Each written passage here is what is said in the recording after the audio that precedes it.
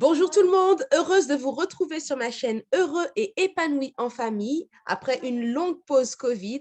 Ici, c'est Claudine Alexandrine, de nouveau en forme pour vous apporter des ressources qui vous aideront, je l'espère, à éduquer vos enfants avec joie et en toute sérénité. N'hésitez pas à liker cette vidéo et à la partager. Vous m'aiderez ainsi à faire grandir cette chaîne. Et si jamais vous êtes nouveau par ici, je vous invite à vous abonner sans plus tarder et à cliquer sur la cloche des notifications. Vous serez ainsi averti dès la sortie de mes prochaines vidéos. Et si nous passions tout de suite au sujet du jour, comment garantir la santé de toute la famille avec des moyens naturels? Je vais de ce pas poser la question à Guylaine Ambroise, qui est ici avec moi aujourd'hui et qui est naturopathe. Bonjour Guylaine. Bonjour Claudine, merci de m'avoir invitée aujourd'hui. Eh bien, c'est avec plaisir. Je suis heureuse de t'accueillir sur ma chaîne et puis de pouvoir bénéficier de tous les conseils que tu vas nous apporter aujourd'hui. Alors, j'aimerais aussi dire à ceux qui nous écoutent aujourd'hui que à la fin de la vidéo, restez bien jusqu'au bout de la vidéo parce que Guylaine nous offrira quelques petits bonus. De quoi s'agit-il exactement?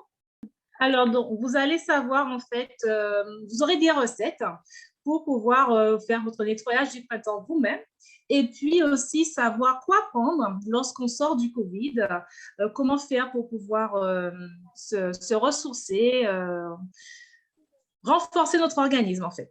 Donc voilà. Merci. Alors moi déjà, j'en aurais vraiment besoin puisque je suis en train de remonter. Donc, j'attends ce bonus avec impatience. Alors déjà, pour commencer, est-ce que on a souvent une confusion entre les différents métiers justement qui font appel aux plantes, la naturopathie, la phytothérapie, l'aromathérapie. Est-ce que tu pourrais nous débriefer un petit peu tout ça? D'accord. Alors donc justement, donc moi je suis naturopathe, éducatrice de santé. Et j'ai une formation en phytothérapie et aromathérapie. Donc, en fait, en résumé, un naturopathe.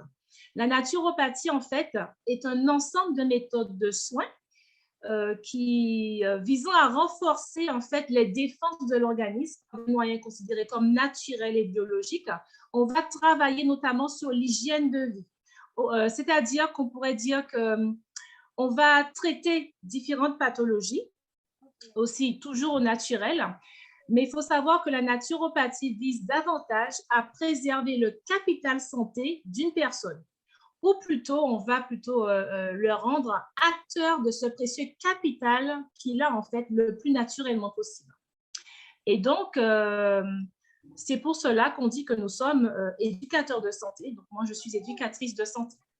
Alors, au niveau de la phytothérapie maintenant, donc la phytothérapie, c'est pareil aussi, c'est une branche ancienne de la naturopathie, mais c'est basé, c'est vrai, uniquement sur les plantes.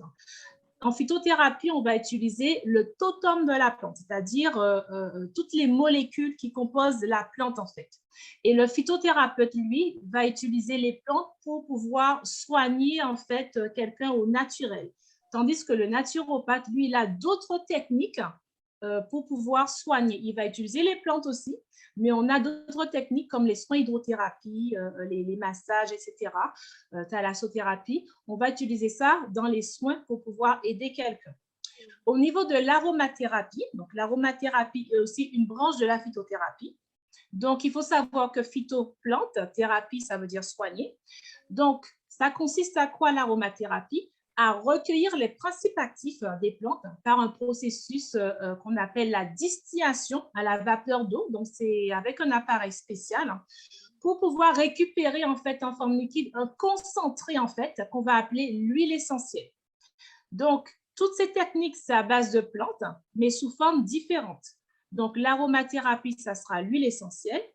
Et la phytothérapie, on utilise aussi les plantes sèches en forme de gélules, en forme de tisane, mais on peut utiliser aussi un peu d'aromathérapie aussi. Donc, le phytothérapeute va utiliser l'aromathérapie et aussi les tisanes, voilà, comme je vous l'ai expliqué. Mais la naturopathe va utiliser la phyto, l'aroma et d'autres techniques en plus. Voilà. D'accord. Et c'est vrai que je relisais un petit peu les recommandations de l'OMS en matière de santé et j'ai remarqué en fait que l'OMS encourage l'utilisation de ce type de médecine, enfin, qui sont dites, ils les appellent soit des médecines complémentaires ou des médecines traditionnelles, justement, à côté de la médecine que l'on pratique aujourd'hui avec l'usage, le recours aux médicaments, enfin, chimiques, tout simplement. Donc, c'est de plus en plus pointé du doigt, de plus en plus valorisé aujourd'hui. Alors, pourquoi s'en priver? C'est ça, tout à fait. Et dans quel cadre est-ce que les gens viennent te consulter alors, en tant que naturopathe? D'accord. Donc, en tant que naturopathe, on peut faire appel à moi pour toutes sortes de pathologies parce qu'on peut tout soigner au naturel. On peut vraiment tout soigner au naturel et c'est bien justement de prendre les choses au début, le plus tôt possible et faire de la prévention aussi par rapport à différentes sortes de pathologies. Et quel accompagnement proposes-tu, Guylaine? Oui, alors, donc je propose un accompagnement essentiellement au niveau de l'hygiène de vie, car je suis éducatrice de santé, hein, premièrement. Et je propose aussi des soins naturels pour tous les problèmes inflammatoires, des suivis personnalisés en fonction des différentes pathologies. Je fais aussi les suivis et les consultations à distance en visio et par téléphone, donc quel que soit l'endroit où la personne est. Donc, je propose aussi un suivi à distance aussi en visio ou par téléphone. D'accord, donc ça, ce sont des informations précieuses à retenir, les amis. De toute manière, à la fin, vous retrouverez tous les moyens de contacter Guylaine, que ce soit par téléphone ou par mail, si jamais vous avez besoin de faire appel à ses services. Alors, si on entrait tout de suite dans le vif du sujet, quel avantage présente l'utilisation des plantes? OK, donc les plantes, on peut le voir en prévention ou alors pour se soigner aussi. Les plantes n'agissent pas comme les médicaments des pharmacies, ça il faut le savoir, qui occasionnent beaucoup d'effets secondaires. Les médicaments vont arrêter le symptôme, mais ne vont pas régler le problème. Les plantes ne s'opposent jamais aux autres thérapeutiques en restant bien sûr en liaison avec le médecin face à certaines prescriptions qui peuvent provoquer des interactions indésirables, comme entre autres ceux qui sont sous anticoagulants. Mais les plantes ont une action médicamenteuse. C'est pour cela qu'on parle de plantes médicinales. Alors, les plantes médicinales ne soignent pas seulement le symptôme, mais agissent à la fois sur le terrain, la cause et même la conséquence d'une pathologie. Il faut savoir que les plantes sont riches en oligo-éléments. Elles nous apportent des minéraux. Par exemple, dans l'ortie, vous allez trouver du fer, du zinc, du magnésium, du calcium, etc. La teneur des feuilles en colbate, en nickel, en mobile pen, il y a vraiment énormément de minéraux. On a aussi la prêle qui est riche en silice organique, qui va être très bien pour les problèmes ostéo-articulaires. On a l'aubépine qui est riche en manganèse. Les végétaux nous apportent aussi des vitamines telles que l'argousier, le cassis, le cynorrhodon. Donc, tout ça nous apporte aussi des vitamines en plus des minéraux. On a aussi des sources de bêta-carotène ou provitamine A que vous avez déjà entendu parler, dans, par exemple la patate douce. C'est une vitamine de la croissance et des mécanismes de la vision. Et l'avantage que ça nous apporte, c'est que les plantes, ils ont de nombreux principes actifs.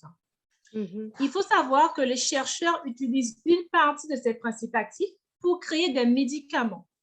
Ils rajoutent des molécules de synthèse, ce sont des produits chimiques, pour faire un médicament. Mais ça sera d'abord extrait de la plante. Par exemple, l'aspirine, que vous connaissez tous, il y a ce qu'on appelle dedans la salicine, qui est un dérivé de l'acide salicylique, que l'on trouve dans de nombreuses plantes, dont l'écorce s'appelle le sol blanc. Donc, elle a des propriétés antalgiques, anti-inflammatoires. Donc, je vais répéter. Pour ceux qui connaissent l'aspirine, on a une plante qui s'appelle le sol blanc. On a fait l'aspirine avec justement une partie de cette plante. On a pris un principe actif de cette plante. Mais si vous prenez le sol blanc, eh bien, ça aura le même effet aussi anti-inflammatoire sur vous aussi. En phytothérapie, il faut savoir qu'on utilise le totem de la plante, comme je l'ai dit tout à l'heure. Donc, c'est vraiment toutes les molécules de la plante. Et donc, ça va agir mieux au niveau de l'organisme, en fait. D'accord. Mais alors, du coup, puisque les plantes ont des propriétés médicinales, mais tu l'as très bien expliqué juste à l'instant, il y a très certainement des risques aussi à mal les utiliser. Alors, quels sont-ils? Justement, on doit faire attention à l'automédication. Il est utile d'avoir toujours présent à l'esprit qu'une substance naturelle biologique peut avoir une toxicité aussi importante qu'une substance chimique synthétique, surtout si elle est mal employée. Par exemple, la racine de gentiane, prise à dose prolongée, peut provoquer une paralysie digestive à forte dose, même des vomissements, des convulsions. Certaines plantes peuvent avoir un effet laxatif fortement doseux si on a mis trop de feuilles. Donc, ça peut avoir un effet laxatif. Donc, ce sont les feuilles de frêne, par exemple. Donc, on doit faire attention à ça. Certaines plantes peuvent avoir aussi une interaction avec certains médicaments, d'où l'intérêt de consulter un thérapeute avant de se soigner par les plantes. Ne pas utiliser les plantes sur une trop longue durée, par exemple. On ne doit pas dépasser 10 à 20 jours. Donc, ça, c'est important. Déjà. On ne doit pas dépasser 10? 10 à 20 jours. D'accord. Voilà, on ne doit pas dépasser ce nombre de jours. S'il y a un problème, il faut voir son médecin. Donc, c'est important de vraiment consulter un thérapeute avant et aussi ne pas utiliser les huiles essentielles seules. Si vous ne connaissez pas les doses à prendre, etc., ne pas les prendre de vous-même, en fait, parce qu'il faut savoir qu'il y a des huiles, en fait, essentielles qui sont caustiques, agressives, en fait, pour la peau. Ils vont abîmer les tissus s'ils sont pris à forte dose. Donc, il faut faire très attention à ça. Et pareil pour les tisanes, il faut faire attention aux utilisations. Par exemple, avec tout ce qui est racines, on doit faire attention parce qu'il peut y avoir des risques, comme je l'ai dit au début. Donc, ce sont des choses à faire attention. Il faut se faire bien conseiller avant. Tout dépend de l'objectif qu'on recherche, du problème que l'on a, en fait. Et c'est vrai que, par exemple, ici, chez nous, on a l'habitude de faire nos petites tisanes. Tu peux voir certaines personnes qui vont mettre un tout petit peu d'eau puis remplir la casserole de feuilles. Plus il y a de feuilles et plus c'est bon, on va dire. Donc là, tu nous appelles vraiment à être d'autant plus attentifs et respectueux de certaines doses. Alors justement, est-ce que tu pourrais nous expliquer comment extraire les principes actifs qui se trouvent dans les plantes? Alors, il y a différents moyens d'extraire les principes actifs. On a beaucoup parlé de tisane, donc la tisane que vous connaissez. Il existe aussi la teinture mère ou la gémothérapie. Donc, c'est une forme qui résulte de l'action dissolvante de l'alcool sur des plantes sèches. On a l'huile essentielle que je vous ai expliqué aussi, quand c'est obtenu par distillation. Donc, c'est un appareil qui va faire la distillation. Mais la tisane constitue la forme d'utilisation familiale la plus simple parce que l'eau reste le véhicule le mieux adapté pour des échanges entre le végétal et notre physiologie. On va extraire grâce à l'eau des constituants hydrosolubles de la plante, ce sont les principes actifs, mais pas uniquement cela, parce qu'avec la chaleur va faire éclater la cellule végétale et on va retrouver une présence en faible quantité d'huile essentielle. Donc, dans notre tisane, certaines tisanes, pas toutes les tisanes, on va retrouver une faible quantité d'huile essentielle. C'est la chaleur qui va justement déclencher justement cette réaction. Donc, c'est pour ça qu'on doit faire attention. Et donc, il y a deux formes de tisanes. Donc, il y a les infusés et les décoctions. La différence entre les deux, donc infusé et décoction, on va placer les plantes dans de l'eau froide et on va mettre à ébullition. Et on va arrêter le moins de chauffage, on va laisser infuser 10 minutes. Infusion, ça sera plutôt, lorsqu'on parle d'infusion, ce sera plutôt pour les fleurs, les feuilles. Par contre, quand on parle de décoction, c'est pour les racines, bois, écorce. Donc, il y a une différence. On parle souvent d'infusion, mais infusion, c'est plutôt pour tout ce qui est fleurs et feuilles. Et décoction, ce sont les racines, bois, écorce. Pour information, une tisane ne doit jamais se garder plus de 24 heures, même placée au réfrigérateur, en raison justement des développements possibles de contaminants. On peut avoir des germes microbiens, de la moisissure. Donc, il ne faut pas garder plus de 24 heures. Et donc, la dose la plus courante en ce qui concerne les plantes, c'est 30 à 40 grammes par litre. Ça veut dire 3 à 4 cuillères à soupe de feuilles. Tout dépend de l'action que vous recherchez. Parce que si on veut justement que ça ait un effet laxatif, ça ne va pas être pareil. On a vu qu'il va falloir que ça soit beaucoup plus concentré. J'en ai parlé tout à l'heure. Donc, tout dépend de l'objectif qu'on recherche. Mais normalement, c'est 30 à 40 grammes. Donc, ça veut dire 3 à 4 cuillères à soupe de feuilles pour un bol d'eau, par exemple. Alors, excuse-moi, quand tu parles de feuilles, tu veux parler de feuilles fraîches ou sèches? Alors, je parle des feuilles sèches. D'accord. Oui. Je conseille plutôt de prendre des feuilles sèches. Bon, c'est pour la conservation, hein, Claudine, c'est plutôt pour la conservation. Ça n'empêche pas que dans notre jardin, qu'on puisse aller cueillir une feuille, quelques feuilles pour faire une tisane tout de suite, ça on peut le faire. Mais si on veut conserver les feuilles, il faut que les feuilles soient séchées. Alors, est-ce que tu peux nous expliquer comment les faire sécher? On les met au soleil et ça sèche? Alors justement, donc pour la conservation, je conseille des plantes sèches parce qu'elles ont une bonne stabilité.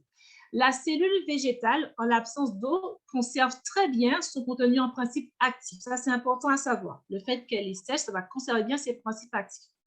Les plantes, une fois qu'on va les récolter, ne doivent pas être mises dans un sac en plastique car elles vont risquer de fermenter très vite. Donc, il faut les mettre dans un panier en osier si possible. Et toutes les plantes, sauf les racines, bien sûr, doivent être séchées à l'abri du soleil dans un lieu aéré. Alors, pourquoi? Parce que le soleil, justement, va en fait détruire les enzymes qu'il y a dans les plantes. Donc, il faut avoir une pièce dans la maison qui est assez ventilée, à l'abri du soleil, pour pouvoir faire sécher les plantes. Donc, ça, ce sont des choses qu'on apprend en phytothérapie. Tout le monde ne le sait pas.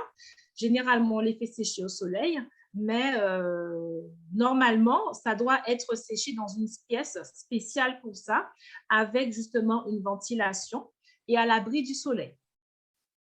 De plus, je vais rajouter une autre chose. La règle principale en matière de stockage est d'éviter l'humidité et la lumière qui va conduire en fait à accélérer la réaction d'oxydation qui est susceptible d'altérer les plantes qu'on aura pris soin de récolter. Donc, du coup, je conseille d'éviter, si possible, les placards de cuisine parce que c'est la pièce la plus humide de la maison à cause des vapeurs de cuisson. Et donc, le sac papier opaque, le sac Kraft double épaisseur, sont les meilleurs contenants pour vos plantes. Évitez aussi les récipients totalement hermétiques. Les bocaux en verre avec bouchon de liège conviennent pour de petites quantités, à condition justement de ne pas les exposer à la lumière.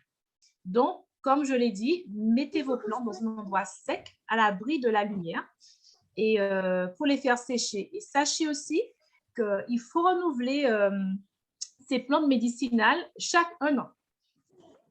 Parce qu'en fait, elles vont perdre de leur puissance à un certain moment. Donc, après 1 an, il faut renouveler ces plantes médicinales. Donc, voilà. Et est-ce qu'il y a des précautions à prendre en matière de choix de plantes lorsqu'on va sélectionner les plantes avant de les conserver? Alors, en fait, tout dépend de ce qu'on souhaite conserver. Donc, on choisit les plantes qu'on aura besoin. Par exemple, on peut aussi choisir de la sauge, cueillir les plantes et puis cueillir les feuilles. Donc, ce sont les feuilles de la sauge qu'on va utiliser. On va les faire sécher et puis on va les mettre de côté pour pouvoir les garder au moins 1 an et les utiliser quand on a besoin. Pareil pour toutes les autres plantes, en fait. On cueille les plantes, on les fait sécher. D'accord, donc ça, c'est vraiment les habitudes à prendre en matière de plantes et de stockage à la maison. Et donc, voilà, tu as dit de les stocker dans un panier en osier de préférence. Alors, on les cueille, on les met dans le panier en osier, mais par contre, après, arrivé à la maison, on doit avoir une pièce où on peut les étaler à plat pour les faire sécher. Une pièce qui est bien ventilée, où il n'y a pas d'humidité. Ça, c'est important. Parce que s'il y a de l'humidité, ça va en fait détruire les principes actifs en fait, de la plante. Et elle sera moins efficace en fait pour se soigner. Et dis-moi, Guylaine, est-ce que tu as des habitudes préventives que tu préconises pour chaque membre de la famille? Alors, habitude préventive, eh bien oui, en fait, c'est une bonne chose que la famille puisse pouvoir se supplémenter en vitamine C, en vitamine D, en fait. C'est très important, surtout dans le cas d'épidémie que nous sommes en ce moment. Donc, c'est important d'avoir de la vitamine C et de la vitamine D. Aussi, de faire aussi un nettoyage du printemps, ce qu'on appelle un nettoyage du printemps avec des tisanes. Ce sont des plantes qui vont nettoyer les différents émonctoires. Ça veut dire tout l'organisme, en fait. Et donc, ça va fortifier l'organisme pour pouvoir faire face aux différents virus. Pour booster notre système immunitaire, on peut aussi faire des tisanes de gingembre. Il y a une plante qui s'appelle l'Echinacea. On peut prendre en teinture mère ou en gélule. Il y a la propolis. Ce sont des choses qu'on peut prendre en prévention. Et même lorsqu'on est déjà malade, on peut aussi prendre aussi l'Echinacea aussi. Donc, les enfants peuvent le prendre, tout le monde peut le prendre. on peut prendre justement les tisanes d'Echinacea. Donc, c'est quelque chose qu'on peut faire. Et aussi, un plus, si parmi vous, parmi ceux qui m'écoutent, vous avez des connaissances qui ont eu le COVID, justement, donc c'est intéressant de faire une cure de champignons dits médicinaux pour pouvoir renforcer votre organisme et aussi vous aider à la récupération aussi. Donc, les champignons médicinaux, ce sont les shiitake, pleurote, reishi. Je reprends. Les shiitake, pleurote, reishi, ce sont des champignons dits médicinaux parce que ça va nous soigner. Et puis, faire une cure de vitamine C liposomale. Donc, on connaît beaucoup la vitamine C, l'acérola, mais l'acérola, on va plutôt le garder pour les enfants. Un adulte aussi peut le prendre, hein. Mais je vais expliquer. L'acérola, en fait, il y a une perte en fait, au niveau de la vitamine C dans le corps. Lorsqu'on prend l'acérola, le temps que ça arrive dans la cellule, eh bien, elle n'arrive pas en entier. Il n'y a qu'une partie de la vitamine C qui arrive dans la cellule. Donc, c'est pour ça qu'on préconise de prendre 2 comprimés d'acérola dans la journée, donc un le matin, un le midi, parce qu'un seul ne suffit pas. Donc, on conseille maintenant la vitamine C liposomale. C'est quoi la vitamine C liposomale? C'est la vitamine C qui est encapsulée dans un liposome. Et ce liposome, en fait, va transporter la vitamine C jusque dans la cellule, ce qui va permettre justement un effet de longue durée. Et ça aura un effet comme si qu'on aura reçu une perfusion de vitamine C, quoi. Donc, ça stimule l'organisme et ça remonte. Alors, quelqu'un qui sort justement du COVID, je le conseillerais 2 grammes pendant une semaine, 2 grammes de vitamine C liposomale pendant une semaine et après, il va redescendre à 1 gramme. Ça va vraiment permettre de recharger un peu ses batteries, comme on dit, et de pouvoir aller de l'avant, quoi. Oui, c'est ça, parce qu'on Voilà. parle souvent de Covid long, de personnes qui, justement, après un épisode de Covid, ont du mal à remonter la pente, à retrouver de l'énergie. Après un effort, enfin, elles ont du mal à fournir certains efforts et après un effort, eh ben, elles sont rapidement essoufflées. Donc, voilà, là, ce serait Alors, une bonne chose à mettre en place. OK. Alors, en fait, il y a autre chose, hein. En plus de la vitamine C, c'est bien aussi de prendre tout ce qui est antioxydant. Parce qu'il faut savoir qu'avec le COVID, lorsqu'on a le COVID, on a en fait beaucoup de radicaux libres en nous. Et donc, la balance entre antioxydants et radicaux libres, on se retrouve qu'on a plus de radicaux libres d'antioxydants. Donc, il faut recharger notre organisme avec des antioxydants pour pouvoir retrouver l'équilibre et pour qu'on puisse pouvoir retrouver de l'énergie.